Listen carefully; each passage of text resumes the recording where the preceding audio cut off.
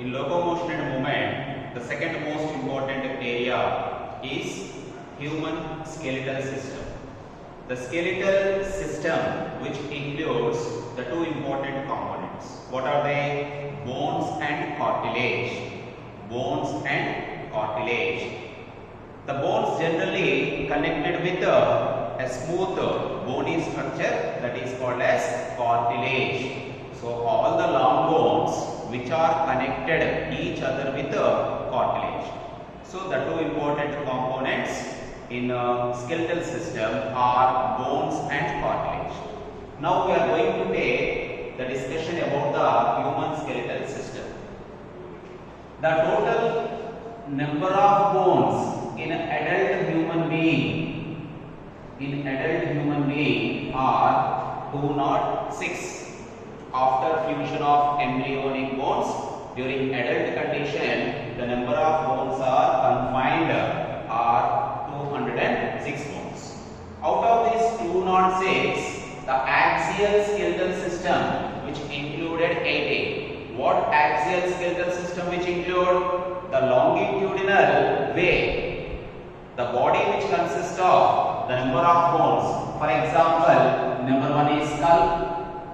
And the second one is vertebral column, the third one is ribs and sternum, all which are arranged longitudinally in human body are called as axial skeletal bones. These axial skeletal bones are present, total number is 80.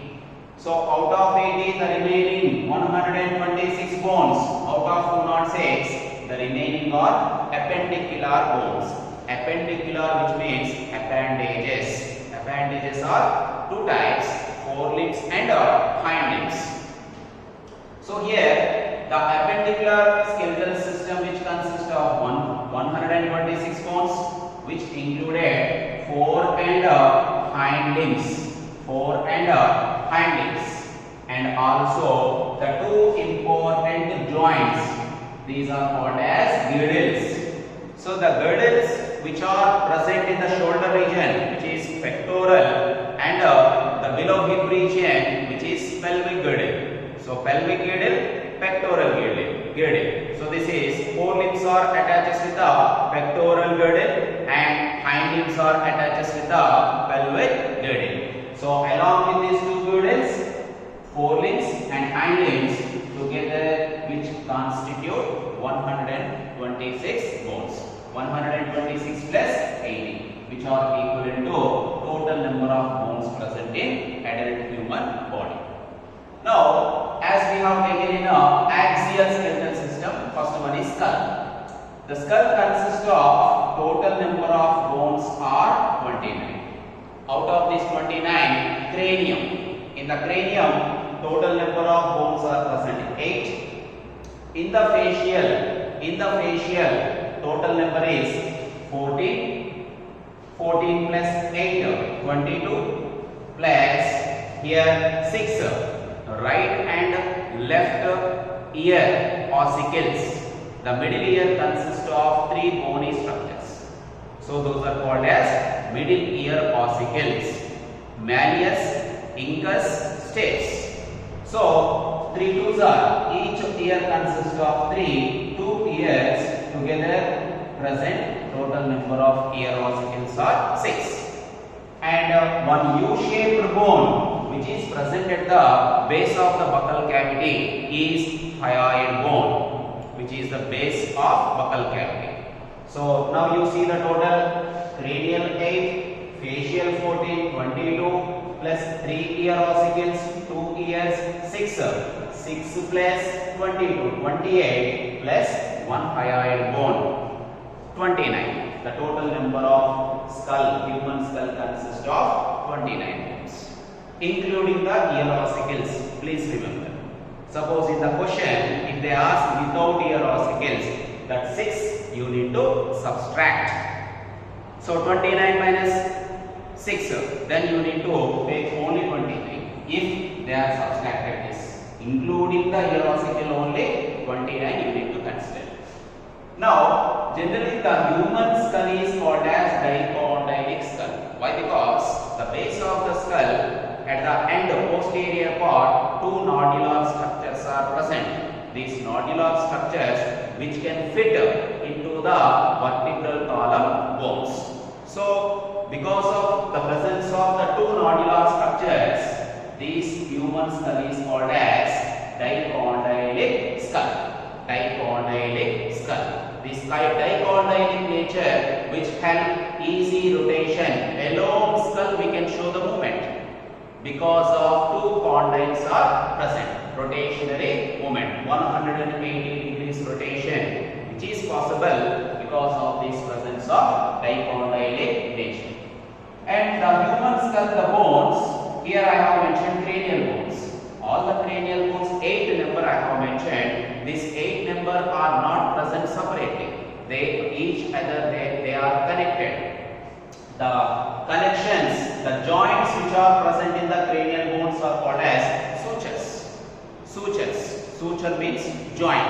The sutures are the strongest joints, which are immovable joints, which are present in the skull. So when we shake the head, skull bones they won't move because these are immovable bones. The immovable bones example is sutures present in human skull. And unossified, these are not completely become body structures. For example, present in the skull of early babies during the birth are called as fontanelles. Fontanelles means they are not completely ossified. Early bones, suppose for example we can call as, those are called as fontanelles. In total, the skull, which is only the movable bone, is mandible. The mandible is only movable bone. The total out of all the skull bones, that is mandible, maxilla and mandible. The mandible only movable, which crushes the foods during the process. So this is about the human skull and its bones. Now coming to the second important area, vertebral column. After the skull, the longitudinal, the dorsal rod-like structure which is called as vertebral column. Hence we are vertebrates. This vertebral column having 4 curves. These are called as curvatures.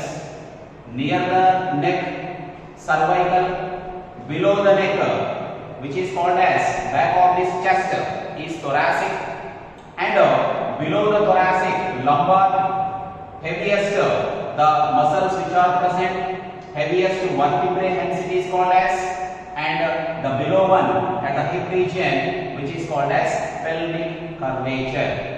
So the total number of curves which are present are near the neck, cervical, below the thoracic, lumbar, pelvic curvatures. Like this, the total vertebral column is also having the number of bones as per these curvatures. The heaviest vertebrae is present in the lumbar region. The lumbar region having heaviest muscles. Now, the total number of bones present in a human vertebrae are 33 actually. But these 33 bones are fused to form the total number. We need to count as 26 only. How could it is? Means, for example, cervical vertebrae near the neck region, how many vertebral column bones are present? 7. That is, we need to show as C7. And below the neck, thoracic, this chest region, exactly the back, which is thoracic region, continuation, which is having 12 thoracic vertebral column bones. And below the lumbar, 5. Sacral also 5, but fusion of these 5 sacral bones which formed as single, that is S1 only, but it is actually the fusion of 5 bones.